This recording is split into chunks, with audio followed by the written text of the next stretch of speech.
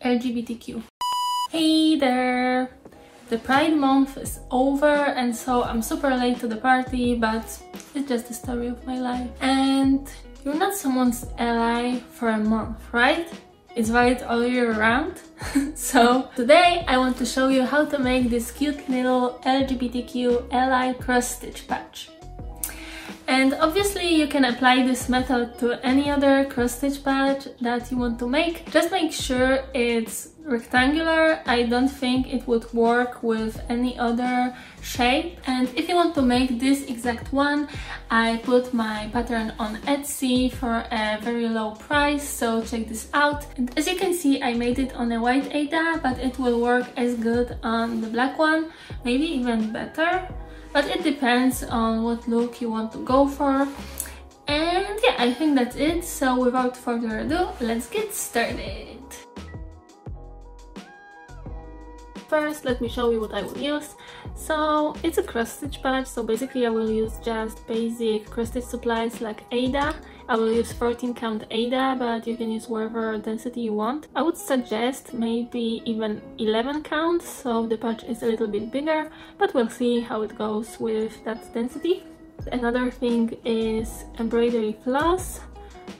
So obviously I will use 6 colors that are in the LGBTQ flag, and besides that, small scissors, needle threader and a needle. And other things are regular scissors, a pencil to mark on the Aida, and also you can sew this patch like any other patch to your clothes, but I'm too indecisive to do that, so I will use safety pin and I will just pin it, I think, to my jacket.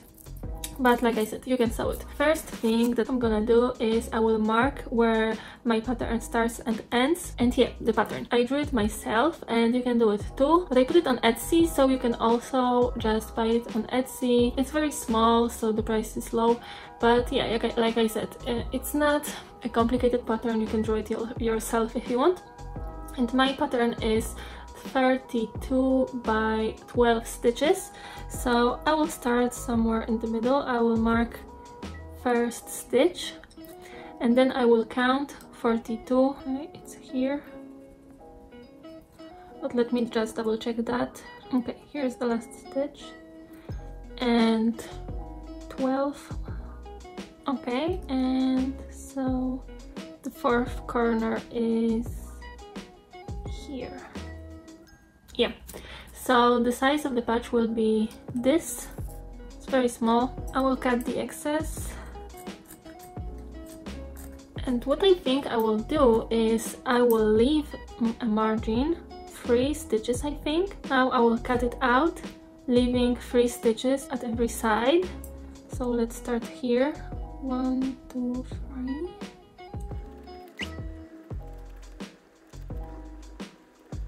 Okay, so next I will fold it all, leaving 1 stitch margin, so it has like a wide border. And I want to align it, so when I stitch I can go through back too, so it will prevent it from raveling. So I don't know if you can see it, but basically when I make a stitch here, I go through the back also. And I will do that to every side. So it looks like this, and I think I can start stitching. I will use 3 strands of every color.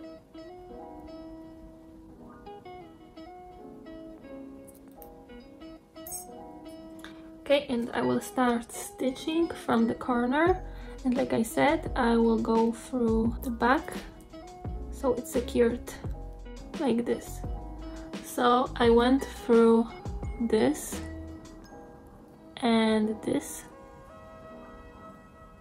to the front, to the first stitch that I marked. Okay, and when I go back I want to do the same thing.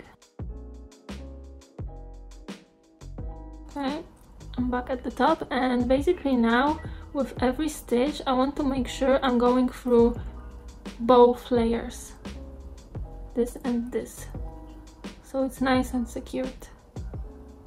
can see it.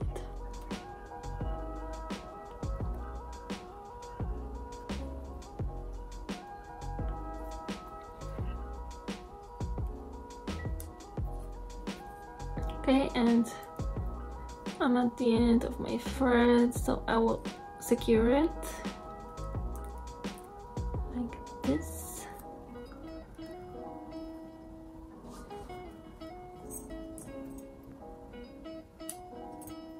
I'm trying to go through both layers and it just secures it from unfolding and then unraveling. Okay, and when I stitch at that side, just like here, I just have to make sure I go through this layer too. Okay, I'm at the corner again, so again I have to make sure I'm going through all 3 layers. As you can see, it's all secured here at the back. Back looks like this, and yeah, it has a nice thin white border. So let's proceed to another stripe. With the middle stripes it's easier because you only have to worry about this edge. So only 2 stitches that are at the edge should go through both layers, and in the middle it's just like a regular cross stitch.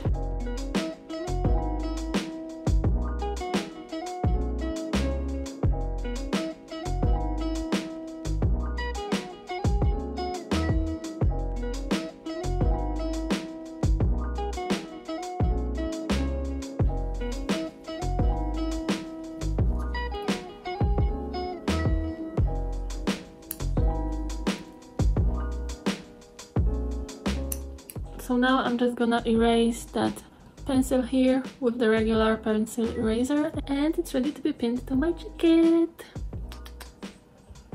Alright, so it's done, and I think I will pin it here. And my safety pins are obviously too big for that, but I don't have anything smaller, so I will figure it out like that. And I think that maybe I will go from behind. It would obviously work better if I sewed it, but like I said, I'm not even sure where I want to put it. So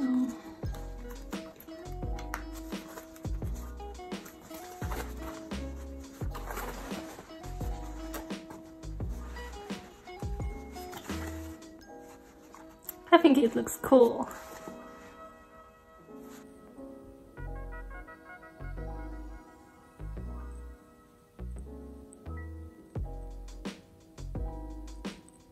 Okay, so it's done. Let me know if you liked it. If so, then make sure to hit the thumbs up and leave a comment if you did make it yourself. I would love to see it. So you can also tag me on Instagram. You can find my Instagram link in the description box below. And LGBTQ is a big subject now in my country, Poland, and it is very controversial. And so I just want to show my support for the community.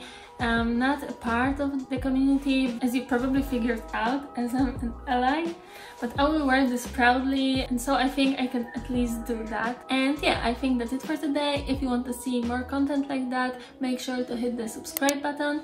My next video will probably be not about cross-stitching or sewing, it will be about tattoos, but after that there will be definitely more cross-stitch coming, so don't be afraid when you see me changing the subject. And so, see you in the next one. Bye!